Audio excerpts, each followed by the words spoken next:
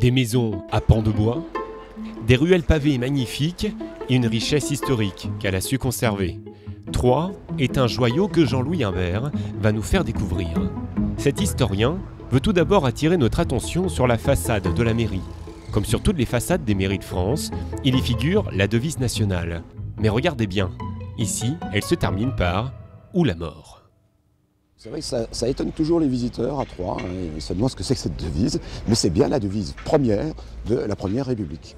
C'est un moment où la Première République est très menacée, à la fois de l'intérieur, on commence à avoir des révoltes dans les provinces, et de l'extérieur, parce que tous les souverains européens se sont ligués contre la France. Donc si la République veut survivre, il faut combattre jusqu'à la mort, il n'y a pas d'autre solution en quelque sorte. Peu de mairies en France possèdent aujourd'hui une plaque avec la devise originelle. Et vous allez voir que Troyes s'est lancé comme défi la redécouverte de ses origines.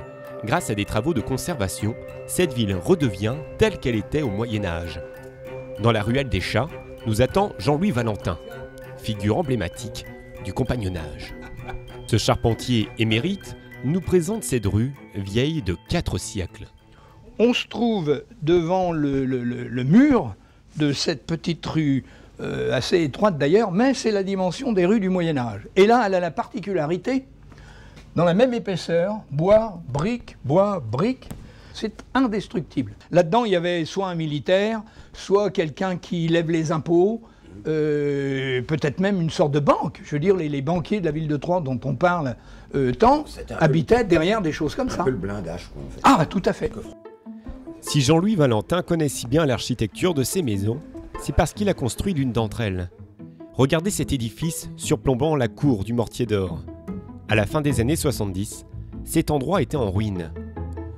En 4 années, avec les compagnons du devoir, Jean-Louis a démonté puis reconstruit l'ensemble de ce bâtiment en conservant les bois d'origine.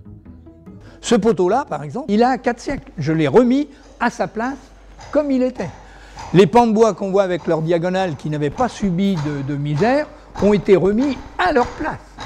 C'est-à-dire que tous les bois sont numérotés. C'est un alphabet de charpentier. Quand on arrive ici, on sait exactement où va cette pièce de bois. On ne peut pas la mettre ailleurs. Mais ce que ne vous dira pas Jean-Louis, c'est que ses compagnons de l'époque ont rendu hommage à leur maître en sculptant son visage sur l'édifice, une tradition respectée depuis des siècles.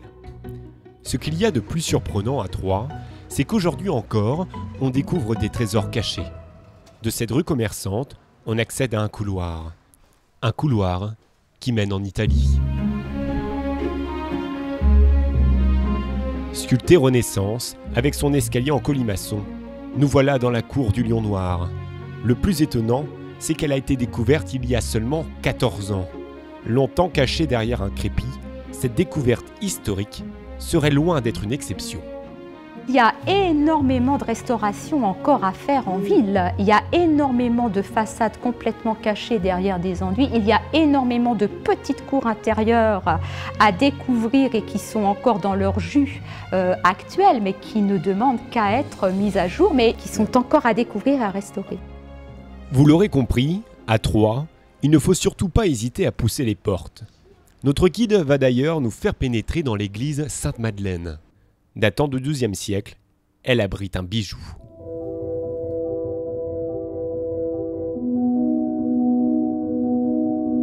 Cette dentelle de pierre forme l'un des plus beaux jubés de France. Cette passerelle suspendue sépare le chœur de la nef. Seul le sculpteur avait confiance en sa réalisation. Les autres craignaient à l'époque son écroulement. Le sculpteur Jean Guel était tellement fier de sa construction et les gens pensaient qu'elle ne tiendrait pas, hein. C'est un peu sur le vide. Alors, il a eu un privilège exceptionnel, on l'a enterré sous son jubé, et l'épitaphe disait qu'il pouvait attendre la résurrection sans peur d'être écrasé. Donc on était vraiment confiant dans la solidité de l'édifice. Ici, le temps n'a pas eu d'emprise. Même les vitraux du XVIe siècle sont intacts. Et c'est à hauteur d'homme que le visiteur peut contempler ce travail d'orfèvre. La ville de Troyes possède 10 églises. Pendant longtemps dominée par ses clochers, l'ère industrielle changea la silhouette de la ville. Ici, au début du XXe siècle, ce sont pas moins de 100 cheminées qui surplombaient Troyes.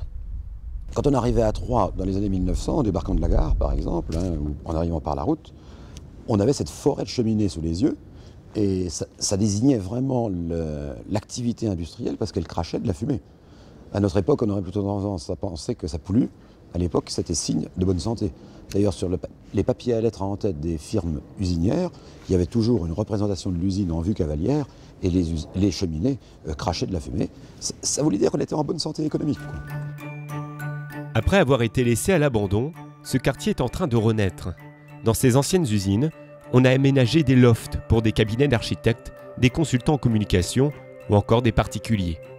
Une nouvelle ville prend forme à proximité du vieux Troyes, avec toujours comme souci premier la conservation du patrimoine.